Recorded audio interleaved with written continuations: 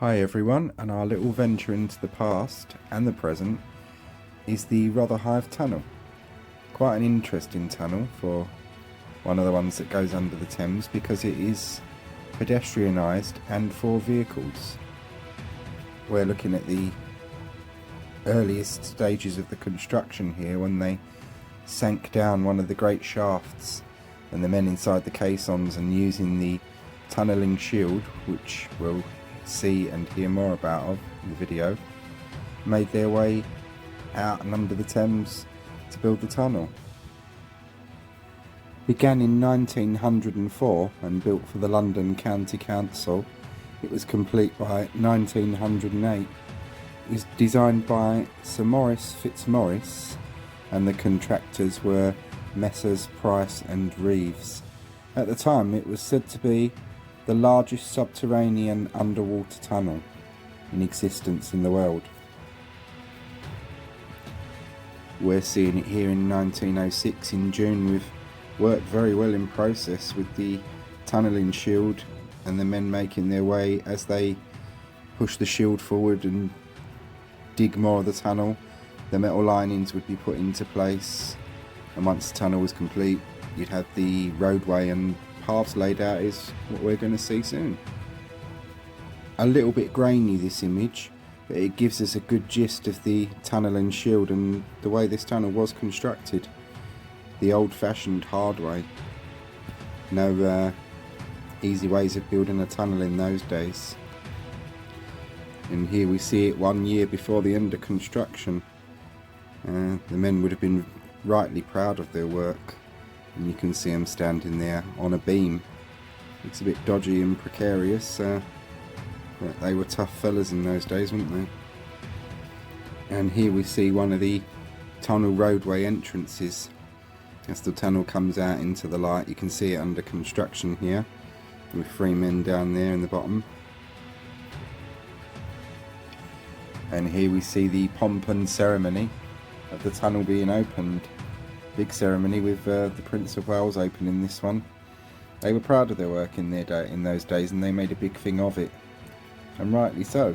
I mean, they built with skill and they built things to look pretty decent as well.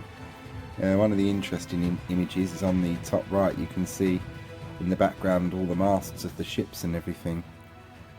Yeah, I like this image. This is 1908 and this is the Prince of Wales opening the Rotherhithe Tunnel.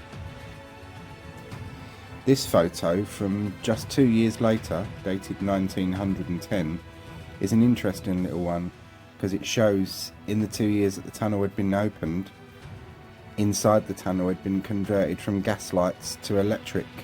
And if you look over towards the right, you can just see the wire coming down, which would go into the tunnel to feed the electric lighting. And if you look over to the left, the far left, you can see one of the gas lights, which still then would have been operational as gas, being outside, but they quickly converted the lighting inside the tunnel to electric once electrics really took off, and would have been much more practical for a tunnel anyway. But yeah, you can see one of the old horse-drawn omnibuses coming through the tunnel.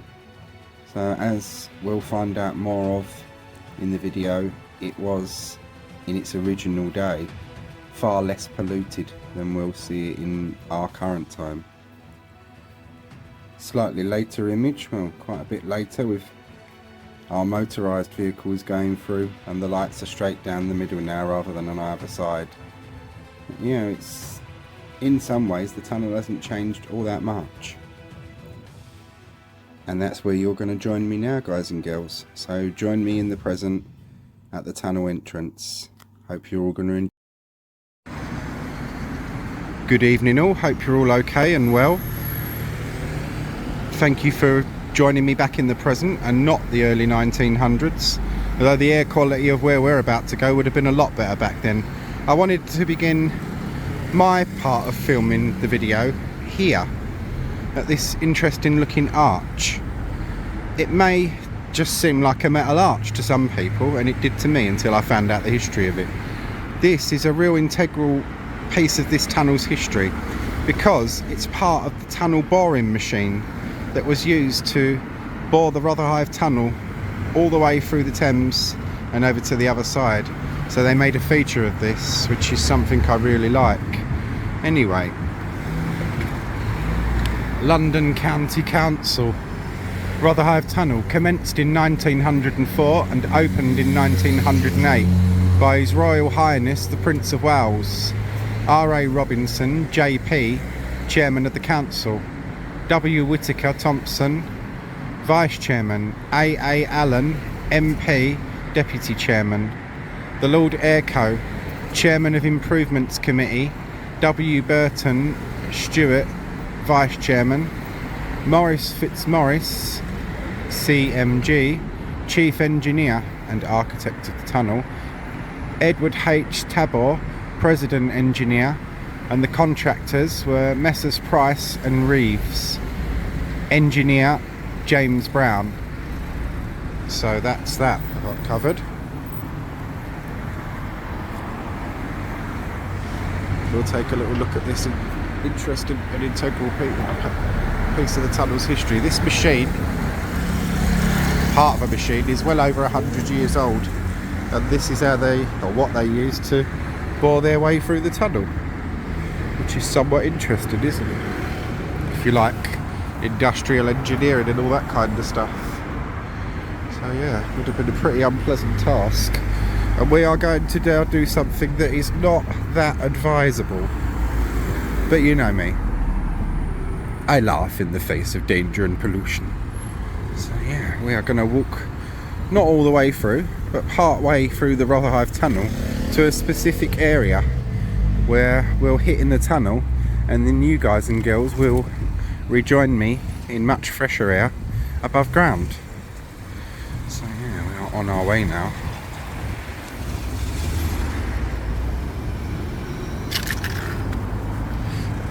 Been a good day so far.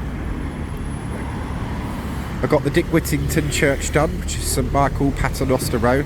Mayor Richard Whittington, you know, the one with the cat.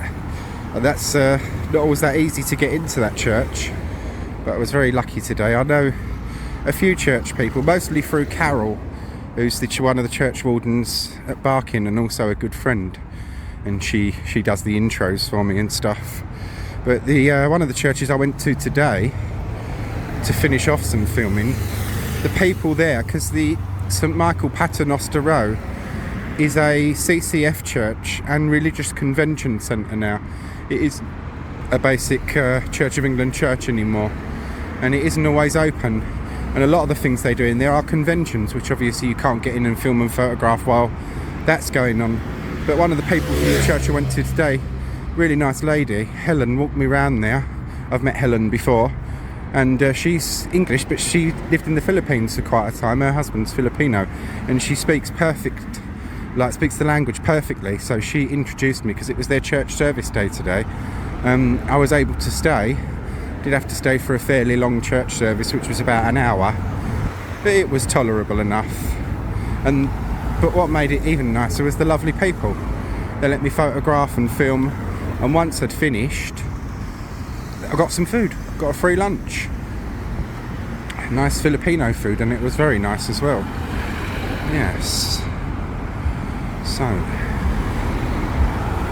these stairs here, the way we've just come from, and another way, which is no longer accessible, are the 3 original entrance points into the tunnel. They're convenient, these Thames tunnels, and they were built for that reason, to get workers, dockers, factory workers and labourers, and the goods wagons and carts under the Thames and across to the other side of the river. But bearing in mind, when this tunnel was first built, because you had a sequence of several tunnels all at once go up, which was Blackwall Tunnel in 1899, then this tunnel and the Greenwich Foot Tunnel round about the same era, roughly bang on the same era as each other. Then the last one was the Woolwich Foot Tunnel, which was 1912. And they were specifically built for that reason, to get people and goods and stuff across the Thames, under it rather. But as I say, in those days, when this tunnel was first opened, same as the Blackwall Tunnel, like this one, when it was first opened, was pedestrianised.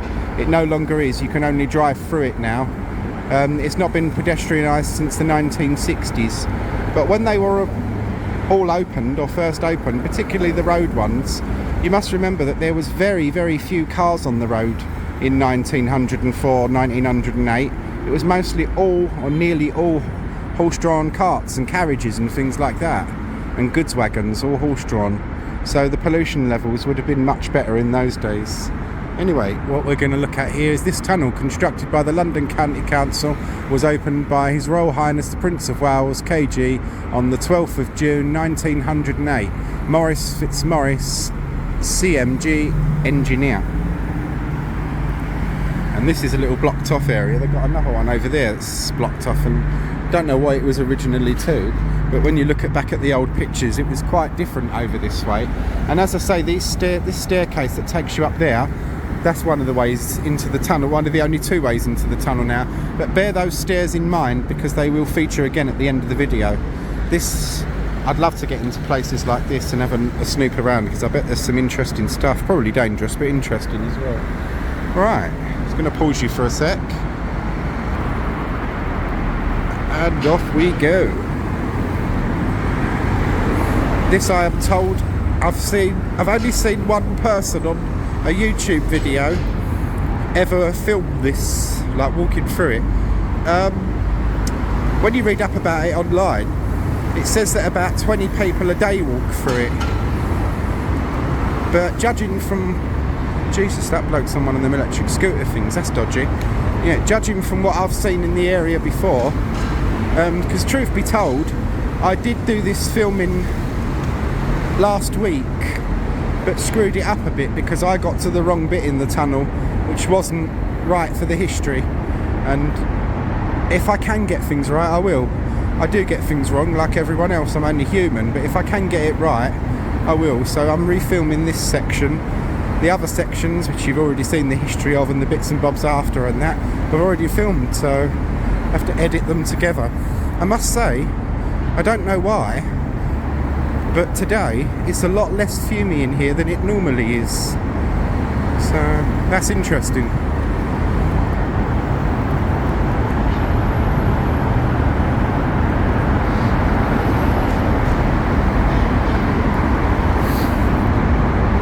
This tunnel has 1, 2, 3 ventilation shafts, I believe. It could be 4, but we're coming up to one of them. We're roughly under the highway now, which is Ratcliffe Highway. We will be coming under the Thames, going under the Thames soon. This is the only road vehicle Thames tunnel that you can walk through. As I say, Blackwall, you could up until the 1960s. The walkway was much narrower than this. A nasty accident occurred, they closed it off to pedestrians, and the walkways now are only for escape purposes, really, in Blackwall Tunnel. But this, I'm glad I came back, because this one, last time I done it, it was a bit unpleasant, put it that way, but the air quality is a lot better today. But funny enough, the bit that you'll see up top, or one of the bits you'll see up top, they've been doing a lot of work around and on one of the shafts, so maybe they've put better fans in. I know they do, or did want to improve the ventilation in here. What we're coming up to now is one of the ventilation shafts. There are 4 shafts. Ventilation shaft number 4 this is. This isn't our main port of call, but it is interesting up there, and you can hear the whirring of them. Great fans, 3 great big fans above us up there, which do the work, or some of the work, of trying, notice I say the word trying, to ventilate this tunnel. Bear the word trying sarcastically in mind. But this is locked obviously now. Little gate there, but there's a stairway that goes up in there, a ladder takes you up there and into the fan room, and you can hear the whirring of the fans above us. So yeah, this shaft will go all the way up to the surface, and this is shaft number 4 of 4. Right, another little eccentricity, interesting fact about this tunnel's history, and this is where the trying to ventilate bit comes in. Oh yeah. Basically here, At either end of the tunnel is an extreme curve or bend at either end of this tunnel.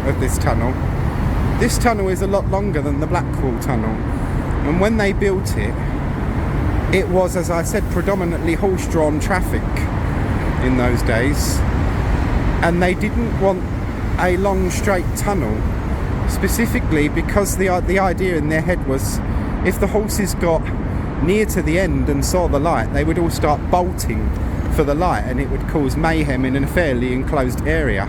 So that's why you've got these extreme curves at either end of this tunnel, to stop the horses bolting, because it's only a little way to the light from there. I mean, we've just walked that, but as you go through further in this tunnel, imagine if you're halfway or 3/4 through it, the horse will see the light in front of them and they could have bolted.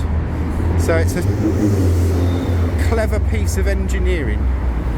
It is getting fumier now, but I'm a very heavy smoker, so my lungs are battered to ribbons anyway, so we can take anything, us. But look, the original tiles, somewhat filthy and dirty.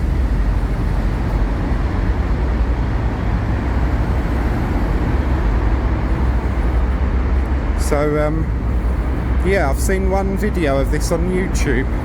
There may be others out there in the world, but I've not seen them online, so this will be an interesting one for on my page. It's not that pleasant in here, I'll grant you, but been and seen and done worse. I climbed to the top of a nearly 200-foot tall church tower this morning, non-permission visit, very risky, because I could have got caught. I didn't know as to the structural stability of said church tower, but we got there, we done it. About a 10-minute video, that one I done, which was alright. I didn't stay up there too long, which I will in a future visit. I'll get there earlier now I know the closing times for the church, because when I went in the service was still going on, and I did ask someone, do you know what time they close? And he said, oh, about 1:30, and I was up there and it was coming up to 1:15, and I thought, yeah, I better skedaddle. And when I got down to the bottom, it was good I did, because they were getting ready to close in about 10 minutes. So yeah, we was only up on the roof literally for a minute or two. One, because I had to get out quick. Two, honestly, I'm not that keen on heights. I had to check out the structural stability of it to make sure it's all okay, and to get the lay of the land, really, for future longer visits. That you get a lovely couple of quick views across London. You'll have already seen the photo, because I did that one from before, from another church tower, sorry. Yeah, this is where we need to be. This is it, perfect. So I was just concentrating. Oh, Jesus. Oh, it's bad here.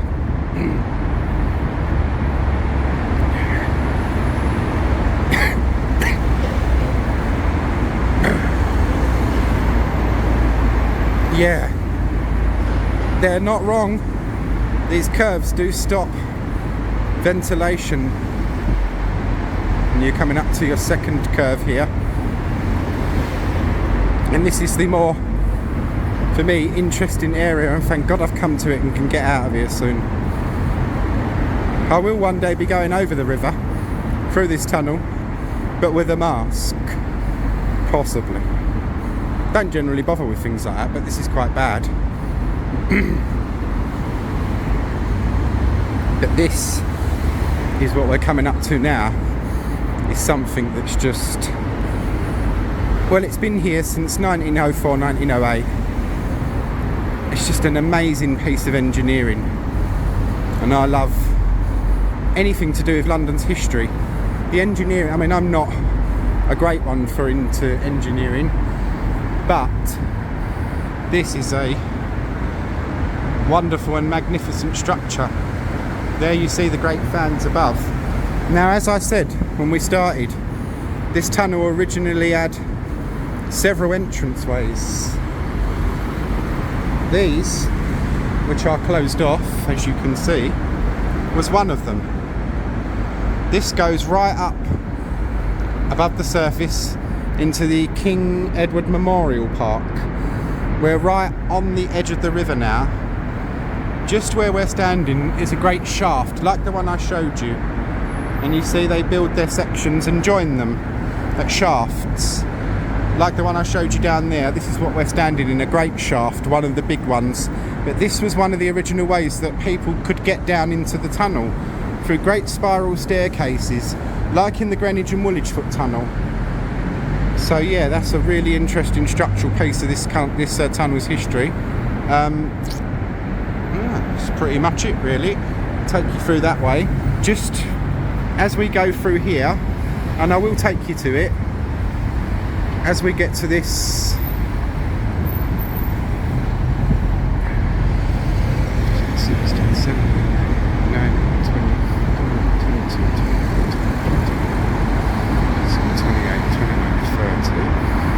go on a bit further. 30 steps took us right to the river wall above here. So right above us now are millions of gallons of water, the Thames. So yeah, my nan would have been totally intimidated by that fault and horrified by it. Doesn't bother me. She didn't like the Woolwich Tunnel for that reason. So yeah, we are halfway through the Rotherhithe Tunnel, more or less. There is another shaft out in the middle of the river, but you'll see a bit more of that one. But this is where we are, and I'm going to be heading back in a minute because the pollution is getting bad, and it is bad. You can see by the blackness everywhere in here. So ladies and gents, join me back up top in much clearer air, where you'll see the outside of this shaft, and then we'll visit some more of its history and that. Off we go. And here we are, we're in the King Edward Memorial Park along the highway, which was once Ratcliffe Highway, above ground, now in much cleaner air. And this is the shaft, or one of them, on our East London side of the river. These have always served the purpose of ventilation, but as we discussed down in the tunnel, not very well. But they also served another purpose. When the tunnel was first constructed, opened in 1904 or 8, I think it was, there were very few cars on the road, so a lot of the vehicle traffic going through the tunnel was horses and carriages, and a lot more pedestrians used this tunnel then than they do now.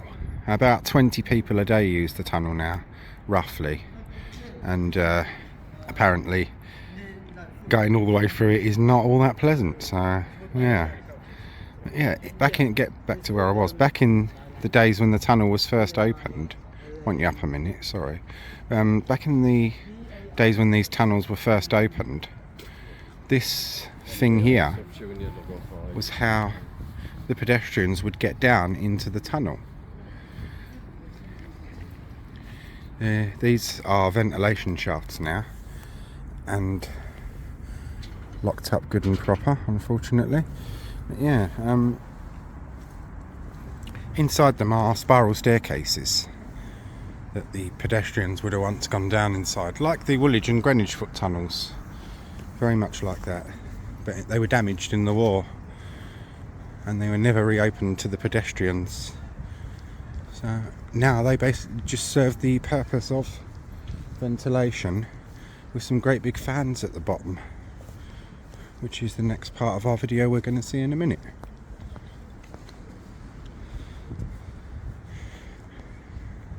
The air is much clearer up here than it was down in that tunnel, I can tell you that for sure.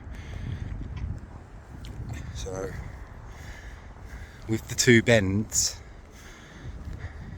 and the reason that they exist, so well, they basically believed that with a straight tunnel, and I don't quite believe this one, because Blackwall Tunnel was before this tunnel, but with what they thought was with a straight tunnel of this length, although it is quite a lot longer, so it could be that, they thought when the horses saw the light at the end of the tunnel, they'd start bolting straight for the light, and it would cause an absolute mayhem. So that's why you've got those two extreme curves at either end of the tunnel to stop the horses from bolting. Yeah, but they cause really bad ventilation problems nowadays. Anyway, guys and girls, I hope you all found that one interesting. And that's the Rotherhithe Tunnel. And over there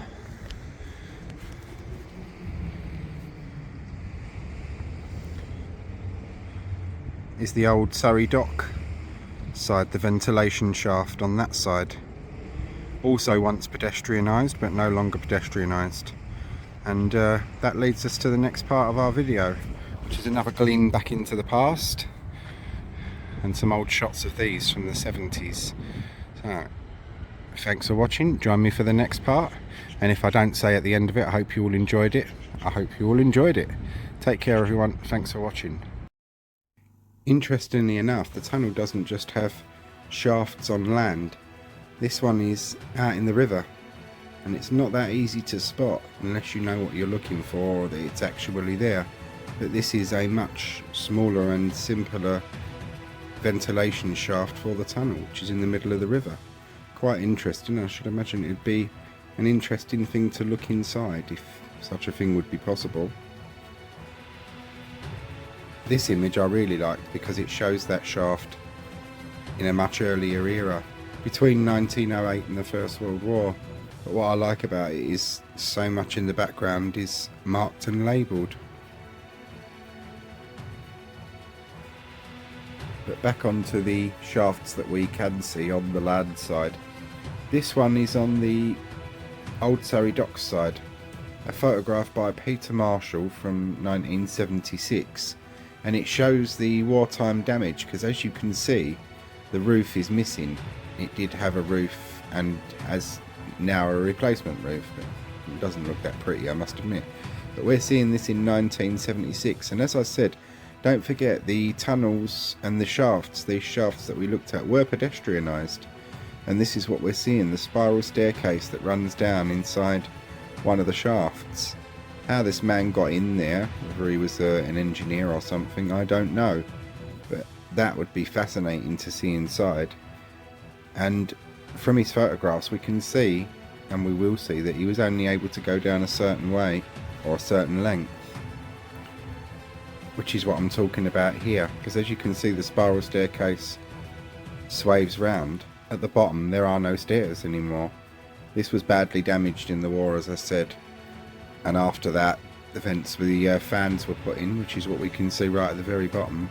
And these shafts now just serve the sole purpose of tunnel ventilation.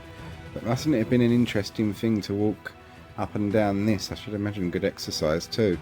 But I'd love to get inside one of these and see what it's like. Another picture by Peter Marshall. Basically just shows the fancy balustrade work and whatnot, and some of the stairs are missing, as you can see. So yeah, if I ever managed to get into one of these, that would be absolutely fascinating. So I hope you all enjoyed that, and join me for the last little snippet of the video. Well, I hope you jolly well enjoyed that, and we are back at the staircases and out into the fresh air, thank goodness. And this is a case of then and now that you can see side by side. We've just been part way through the then with the old tunnel, the Rotherhithe. Oh goodness gracious me. And over there is the new, the Limehouse Link. Oh, the pollution in there is dreadful. I feel dizzy, slightly headachy, and a bit sick now. That was not pretty or pleasant. Oh goodness gracious me. We are now back out on Butcher Row, looking that way down the highway. That is the Rotherhithe Tunnel.